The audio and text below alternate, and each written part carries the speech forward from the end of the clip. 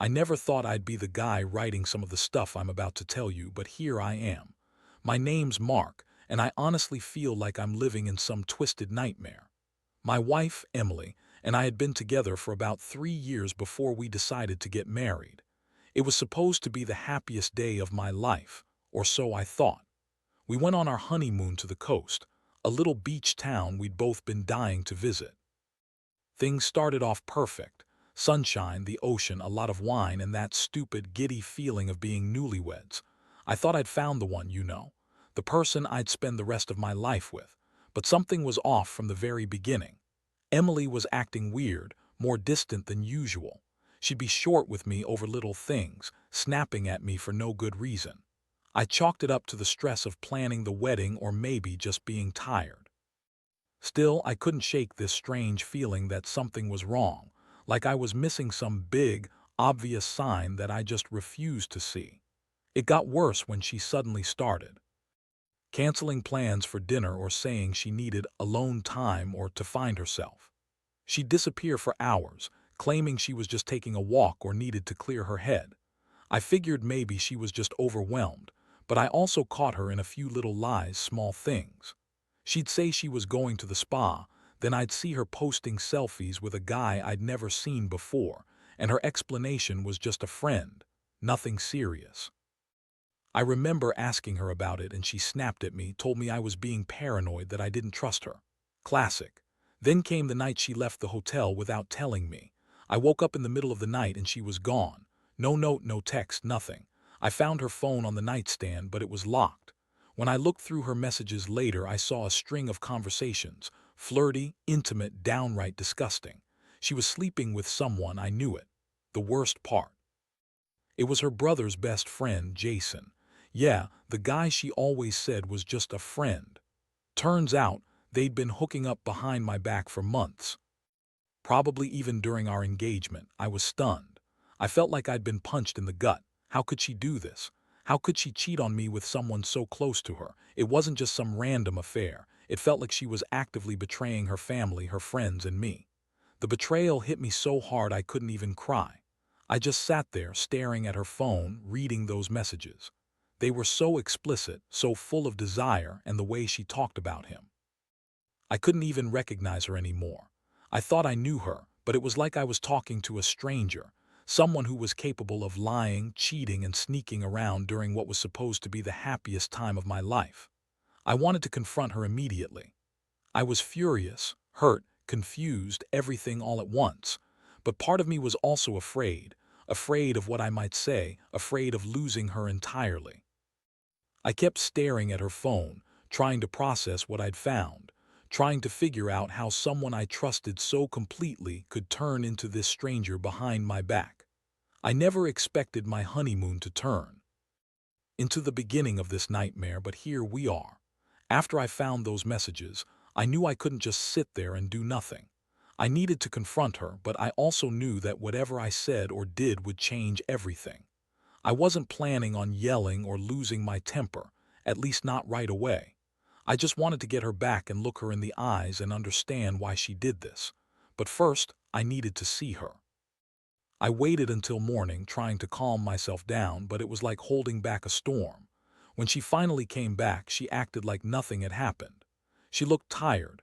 Her eyes had that guilty glaze, but she kept acting like she was the victim. She spun this story that she needed time to find herself, that the whole thing with Jason was just a mistake. I remember asking her how she could do this, how she could cheat on me during our honeymoon, and she just shrugged. Said she was feeling trapped, that I was too controlling, that she needed to breathe. Right. The girl who told me she loved me, who said she'd never cheat, suddenly turned into someone else entirely. That's when I knew she was lying, and I could see her trying to spin it like I should feel sorry for her. I didn't want to believe it, but I saw through her bullshit. She'd been lying all along. The sex with Jason, the sneaking around, she had lied about everything. I felt a mix of rage and heartbreak. How could she do this to me, to us? I had invested so much in her, in our future. And now it was like I was just some fool who didn't see the truth. I sat her down that morning, looking her straight in the eye. I told her I knew everything, that I had seen the messages, the photos, everything. Her face twisted and she started crying, big tears, the kind you'd think she was genuinely sorry. But I knew better. I could see the guilt, the desperation to cover her tracks, the shame masking her bitchy, manipulative side. She stammered about how she was sorry, how she hated herself, how she didn't mean for it to happen. She told me she was just confused, that she loved me but she also loved Jason. I wanted to scream. I wanted to shake her and make her see how much she'd hurt me. The thing is, I've been through enough to know when someone's lying, and she was a pro at it. She was good at acting like a victim, but I could see the truth behind her tears. She was guilty and she knew it. I also saw that she was willing to keep lying if it meant saving her ass. That's when I knew I had to step back and think. I couldn't keep going like this, not with her still pretending everything was okay. I told her I needed some space, time to think, to process everything, and she just nodded, still crying, still trying to manipulate me with her tearful apologies. That night I couldn't sleep. I kept replaying everything in my head, the good times, the bad times, the betrayal. It felt like my heart had been shattered into a million pieces. I kept asking myself how I missed the signs, how I didn't see it coming. I thought I knew her, but I was blind. She was so good at hiding her true self, pretending to be the perfect wife, the loving partner. But underneath, she was just a bitchy, manipulative liar who thought she could get away with anything. I didn't want to believe it was over, but deep down, I knew I couldn't stay with someone who had lied to me so badly. I just didn't know what to do next. Do I fight? Do I walk away? Do I even want to stay married to someone like her? I was numb, honestly. Every time I looked at her, I saw a stranger, and every word she said felt like a lie. I was devastated, angry, and so damn betrayed I couldn't even breathe right. I kept wondering how she could be so selfish, so manipulative, and still have the nerve to look me in the eye and pretend everything was fine. The days that followed were a blur. I stayed in our apartment, just trying to keep myself together, but it was impossible to think clearly. My mind kept circling around her lies, her betrayal, and that sickening feeling that I'd been played for a fool. I couldn't help but recall all the moments I'd trusted her, all the times we'd shared, and how she had turned around and done this. It felt like my entire world had been turned upside down, and I was just standing in the wreckage, trying to figure out if I should rebuild or just walk away. One thing I kept coming back to was how she had lied so effortlessly. She told me she needed time to find herself. But the truth was she was probably doing just the opposite. She was hiding her affair, her deception, all because she thought she could get away with it. I wasn't naive. I knew women like her, bitchy, manipulative, full of lies. She was always the type to play the victim when things got tough, and now I saw her for what she truly was, someone who would cheat, lie, and betray just to get her way. I decided I had to gather more evidence. I knew she'd be back at some point, so I set up a camera in our bedroom. Not to spy on her for the hell of it, but because I needed proof of what she was doing when she thought I wasn't looking. I also started digging into her phone, trying to find out how deep this thing went. Turns out she'd been texting Jason almost daily, sharing private photos, talking about sneaking around behind my back. The worst part was seeing her call him her secret, like I was nothing but some fool she was using to cover her own insecurities. The night she finally came home, I was waiting in the living room. She looked exhausted, like she'd been running from herself. I didn't say a word at first. Instead, I watched her carefully, noticing the way she avoided eye contact, how her hands trembled when she tried to pour herself a glass of wine. I knew she was feeling guilty, but I also knew she was good at hiding it. She sat down across from me and tried to act normal, like she hadn't just been cheating on me during our honeymoon. I told her I knew everything, about Jason, about the lies, about the sex. She looked at me with this bitchy, dismissive attitude and said she was sorry, that she needed to find herself, and that she was confused. That was the moment I realized she didn't think she had done anything wrong. She still believed she could manipulate her way out of this. She even had the nerve to say she loved me, that she never meant to hurt me, that all this was just a mistake. I was so angry I wanted to explode, but I kept my cool. I told her she was selfish, that she thought only about herself and her feelings, and that I was just some idiot she could lie to because I loved her too much to see what was really happening. I told her I was done with her lies, done with her manipulations. I told her I needed time to think about everything, about whether I could trust her again or if I should just end it all. She started crying again, going on about how she was sorry, how she loved me, how she'd change. But I knew better. I knew she'd just say whatever she needed to say to keep herself out of trouble, to keep me from leaving. That night, I couldn't sleep. I kept replaying everything, feeling the weight of her betrayal crush me. I looked at her lying there pretending to be innocent, and I realized something. I could never trust her again. Not fully. Maybe I'd try to forgive her one day, but right now I just felt so broken. I didn't know if I wanted to save the marriage or walk away for good. The one thing I knew for sure was that my life had changed forever, and I'd never look at her or myself the same way again. The next few days were some of the worst I've ever experienced. Every time I looked at Emily, I saw lies and deceit. She tried to act like everything was normal, but her eyes kept darting around, like she was waiting for her next lie to be uncovered.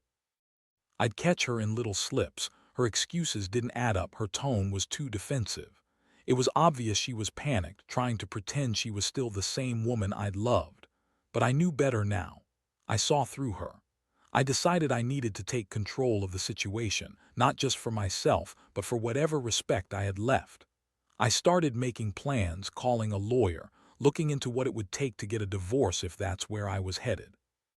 I also started asking myself whether I wanted to save this marriage or just cut ties and move on. Honestly, part of me still wanted to believe she could be redeemed, but that hope was fading fast. Every moment I spent thinking about her, I felt a deep ache in my chest, like I'd been punched again and again. One afternoon, I came home and found her sitting on the couch, staring blankly at the TV. I didn't say anything at first. Instead, I sat down across from her and asked her directly, "Why?" Just that one word. She looked at me, her face contorting with something close to disdain, and then she said, "I don't know what you want me to say." That's when I snapped. I told her I wanted the truth, just once, no more lies, no more bullshit. I said I knew she was cheating with Jason and I wanted her to admit it. She sighed heavily, then looked at me with a bitchy smirk and said, "So what? It's not like you're perfect either." I was stunned. How could she be so callous? She was sitting there, acting like she was the victim when she was the one who'd broken everything first. That's when I saw the full extent of her manipulativeness. She was good at twisting things around, making herself look like the wronged party. I told her she needed to leave, that I couldn't be around her anymore until she told me the truth. She rolled her eyes and said I was overreacting, that I was being too controlling, that I should just get over it. I felt my blood boil. How dare she call me controlling after everything she'd done? I told her she was a liar, that her so-called finding herself was just an excuse to keep sneaking around with Jason. She finally lost it a little, yelling that I was overreacting, that I was just jealous, that I was insecure. Then she threw in the classic line, "You don't own me. I can do whatever I want." That comment hit me hard. I'd always believed in us, in the vows we made, and now she was acting like she was some free agent with no consequences. I realized then that she didn't respect me, didn't respect what we had. She saw herself as above all that, as someone who could cheat, lie, and manipulate her way out of anything. I told her she needed to leave her stuff at the door and think about what she'd done, that I'd be gone for a while to clear my head, and that she should consider her own actions. She scoffed, threw her hands up, and said she didn't need to explain herself to me. I knew then it was over. I couldn't keep pretending everything was okay. I felt this terrible mix of anger, sadness, and disgust, feeling betrayed beyond what I thought was humanly possible. That night, I stayed awake all night, staring at the ceiling, trying to process everything. I'd never felt so numb, so empty. I kept asking myself how I had been so blind, how I missed all the signs. The woman I loved, the woman I married, had been cheating on me with her brother's best friend for months, maybe longer. And she had the nerve to act like I was the one in the wrong. That's when I knew for sure I had to think about whether this was fixable or if I should just walk away. The decision to finally face the truth and move forward was not easy, but it was necessary. I spent the next few days weighing my options, whether I should fight for the marriage, or just cut my losses and leave. Deep down, I knew that trusting Emily again would be almost impossible after everything I'd uncovered. Every time I closed my eyes, I saw her with Jason, the betrayal so vivid it haunted me. But part of me still clung to the hope that maybe, just maybe, she'd come clean and try to fix things. That hope, however, was growing fainter by the hour. I started packing some of my things, just in case I decided I couldn't stay. I told her I'd be staying with a friend for a while, giving both of us some space. That night I sat alone in my apartment, feeling like I was living someone else's life. I kept asking myself why she did it, what could have pushed her to cheat on me, especially during what was supposed to be one of the happiest times of our lives. The answer was probably simple. She liked the excitement, the thrill of sneaking around, feeling powerful and wanted. The thought made me sick. I also reached out to a lawyer, just to understand what my rights were if I decided to divorce. I knew I deserved better than this, someone who would lie, cheat, and manipulate me like I was nothing. I realized I was no longer willing to accept her excuses or her pity party. Instead, I needed to focus on myself and figure out what was best for me moving forward. I couldn't keep living in the aftermath of her betrayal, pretending everything was fine. One afternoon, she came back home, looking more desperate than ever. Her eyes were red-rimmed, and she kept saying she was sorry, that she loved me, and that she'd do anything to fix this. I looked at her, really looked at her, and just felt nothing but cold anger. I told her I didn't want to hear her apologies anymore. I told her she had shattered my trust, that I couldn't stay with someone who thought she could lie and cheat her way through life. I told her I made up my mind. I was leaving and I was done. She begged, said she'd change, that she'd prove she was sorry, but I knew better. Words were cheap at this point. She was good at saying what I wanted to hear, but I didn't believe her anymore. I'd been played.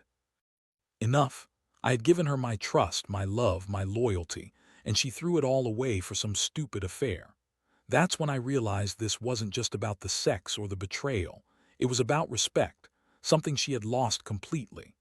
I packed my bag that night, calling a friend to pick me up in the morning.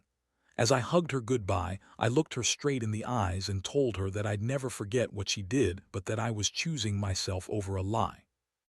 I walked out that door feeling a strange mix of relief and heartbreak, knowing that I'd lost someone I loved, but that I was finally free from her manipulations. Looking back, I realize I learned a lot from this mess. Trust is fragile, and once it's broken, it's nearly impossible to repair. I also learned that some people, no matter how much you love them, are just not worth the pain they bring into your life. If there's one piece of advice I could give anyone who's going through this, it's this. Don't ignore the signs. Don't let someone manipulate your feelings or make you feel like you're overreacting. Because when someone cheats on you with your own brother's best friend, it's not just a betrayal. It's a betrayal of everything you believed in.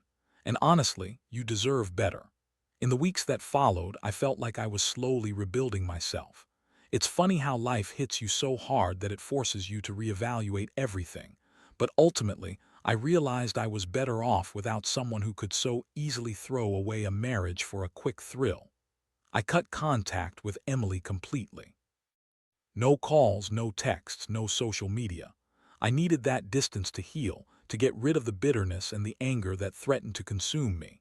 I've since started therapy, not just to deal with the pain of her betrayal, but to understand how I let things get so bad in the first place. It's been a hard process, facing the fact that I was blind for so long, that I ignored the warning signs, that I trusted someone who didn't deserve my trust. But I've also learned to forgive myself for that. Sometimes people show you who they really are only after they've already hurt you badly enough.